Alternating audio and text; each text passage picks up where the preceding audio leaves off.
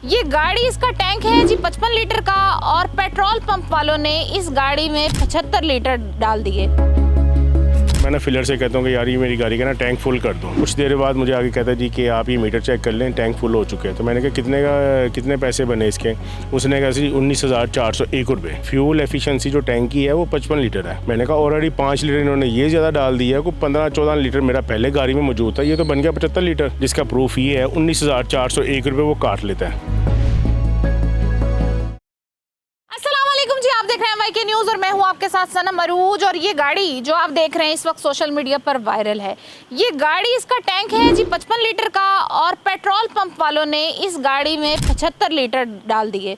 अब इस गाड़ी में जिसकी टैंकी 55 लीटर की है, 75 लीटर कैसे डले ये जानते हैं गाड़ी के मालिक आमिर भट्ट साहब से। अस्सलाम वालेकुम। वालेकुम सलाम। क्या सीन है? 55 लीटर वाली टैंकी है और 75 लीटर आपने डलवा लिया फ्यूल।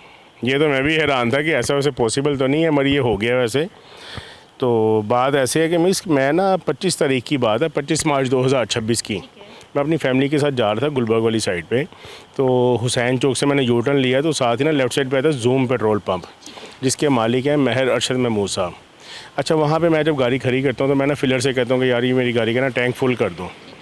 तो वो कुछ देर बाद मुझे आगे कहता है जी कि आप ये मीटर चेक कर लें, टैंक फुल हो चुके हैं। तो मैंने कहा कितने पैसे बने इसके?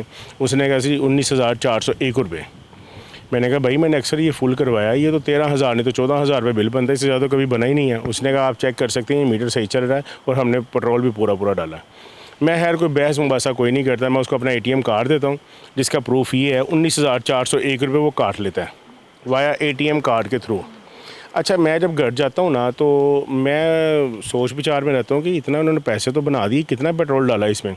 जब मैं वो कैलकुलेट करता हूँ उस दिन के फ्यूल प्राइस के हिसाब से, तो वो बनता है तकरीबन 60 लीटर से भी ज़्यादा पेट्रोल।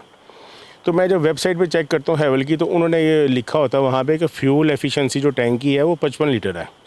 मैंने कहा ऑलरेडी 5 लीटर इन्होंने ये ज़्यादा डाल दिया है, को 15-14 लीटर मेरा पहले गाड़ी में मौजूद था, ये तो बन गया 75 लीटर। तो मैं ना उसकी एक कंप्लेन कर देता हूँ ओगरा में, ऑनलाइन पोर्टल पे। रात को तकरीबन 3 बजे का टाइम होता है। एक ओगरा पे कर देता हूँ, एक मैं कर देता हूँ उस पर पाकिस्तान सिटीज़न पोर्टल पे, और एक मैं कंप्लेन कर देता हूँ पंजाब पुलिस की पोर्टल पे, वो जो है PSCA सेफ सिटी अथॉरिटी के पोर्टल पे। तो उसी दौरान ना मुझे तकरीबन कॉल आ जाती है 3:45 बजे सुबह, अर्ली मॉर्निंग फजर के टाइम ही। एक ASI है कोई इमरान नाम के, तो वो कहते हैं अभी आपने कोई पोर्टल पे कंप्लेन की है? मैंने कहा जी बिल्कुल मैंने की है। तो वो कहते हैं आप पंप पे आ जाए। मैंने कहा जी पंप पे मैं इस टाइम नहीं आ सकता, मैं कल आके रिटर्न आपको एक एप्लीकेशन दे दूँगा थाना गुलबर्ग में। जब नेक्स्ट डे मैं वहाँ पे जाता हूँ वहाँ पे एप्लीकेशन देने, तो वो कहते हैं आपने पोर्टल पे कंप्लेन कर दी, तो लिहाजा अब आपको ना ये ऑनलाइन ही प्रोसीड करें, आप इसको यहाँ पे देने की आपको ज़रूरत नहीं है एप्लीकेशन को। मैं कहता हूँ ठीक है, मैं मुतमईन होकर वहाँ से चला जाता हूँ। अच्छा, तकरीबन मिस वो जो इंटरेस्टिंग बात ये है कि तकरीबन कुछ 14 से 15 दिन के बाद ना, तकरीबन को 10-12 दिन के बाद मुझे ना कॉल आती है गुलबर्ग पुलिस स्टेशन से, इन्वेस्टिगेशन डिपार्टमेंट के ग़ुलाम मुस्तफ़ा सब इंस्पेक्टर साहब की। वो मुझे कहते हैं जी आप आमिर भट्ट बात कर रहे हैं? मैं कहा जी मैं आमिर भट्ट बात कर रहा हूँ। तो वो कहते हैं कि जी आप ज़रा थाने में आएंगे, मैं आपसे ज़रा जूम पेट्रोल पंप पे जो आपने उनके ख़िलाफ़ जो कंप्लेन की है उसके मुतालिक बात करना चाह रहा हूँ।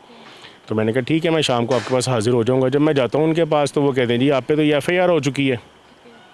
मैं बड़ा हैरान होता हूँ। मैंने कहा भाई मेरे पे किस चीज़ की FIR हो गई है? उन्होंने कहा ये आप FIR की कॉपी पकड़ें और इसको तसल्ली से आप पढ़ें। जब मैं उसको पढ़ता हूँ तो मैं मज़ीद परेशान ये होता हूँ कि मेरे पे उन्होंने इल्ज़ाम ये लगाया होता है कि एक बंदा यहाँ से फ्यूल फिल करवा के जा रहा है और जाती बार वो 2 मोबिल के डिब्बे यहाँ से चोरी करके ले गया, और ज़बरदस्ती उन्होंने लिखा है कि गाड़ी में डाल के ये मोबिल के डिब्बे गाड़ी में डाल के ये बंदा यहाँ से ले गया। और सारा स्टाफ मुँह देख रहा था मेरा, वो बकौल उनके। तो मैंने कहा अभी देखिए, अगर इन्होंने लिखा है और मेरे पे इल्ज़ाम लगाया कि मैंने 2 डिब्बे ऑयल के चोरी किए हैं, तो इनसे कि मुझे कुछ CCTV फुटेज तो दिखाएं, उसकी कैमरे लगे होते हैं, जाहिर सी बात है। तो उन्होंने कहा आप ऐसा करें, कल का दिन छोड़ के परसों आप आएँ, हम इनसे ना CCTV फुटेज मंगवाते हैं। जब इन्होंने उनसे CCTV फुटेज मंगवाई है तो CCTV फुटेज में कहीं पे भी ये नज़र नहीं आया कि मैंने वो 2 डिब्बे इनके ऑयल के चोरी किए हैं, गाड़ी के अंदर रखे हैं, क्योंकि मैं ऑयल वाली साइड पे तो मैं गया ही नहीं CCTV फुटेज के मुताबिक। तो मैंने फिर उनसे पूछा, मैंने कहा जी बताएं मैं यहाँ पे कहाँ पे डिब्बे चोरी किए हैं? तो इसी दौरान ना वो जो होते हैं सब इंस्पेक्टर ग़ुलाम मुस्तफ़ा साहब, वो कहते हैं, उनके जो लीगल एडवाइज़र आते हैं, वो कहते हैं भी आप बताएं कि इस बंदे ने कहाँ पे मोबाइल चोरी करके अपनी गाड़ी में रखे हैं। तो फिर जो लीगल एडवाइज़र होते हैं वो फिर आएँ बाएँ शाएँ बहाने बनाने शुरू कर देते हैं, कहते हैं नहीं हमें ना इन पे शक है कि इन्होंने चोरी की हैं। मैंने कहा भी आपने शक की बुनियाद पे तो एफआईआर दी नहीं है मेरी, हालांकि मैं तो आपको अपने एटीएम कार्ड के थ्रू आपको पेमेंट की है, उसमें मेरा नाम मेंशन था कि मोहम्मद आमिर भट्ट आपको 19,401 रुपये की ये पैसे पे करके गया है, पेमेंट करके गया है। तो आपने फिर भी नामालूम एफआईआर आपने दर्ज करवाई है। ये तो आपने गुमराह किया पंजाब पुलिस को भी कि पुलिस का टाइम भी वेस्ट किया। पुलिस का भी टाइम वेस्ट किया है। तो फिर वो कहते हैं कि नहीं जी, ये जो एप्लीकेंट होता है मुद्दई, वो कहता है नहीं नहीं, हमने आप पे ना जो हमें मालिकान ने कहा, महर अरशद महमूद साहब ने, हमने तो उसी के मुताबिक आप पे बस कार्रवाई करवा दी है। मैंने कहा यार आपने ये सरासर मेरे पे ज़्यादती की है।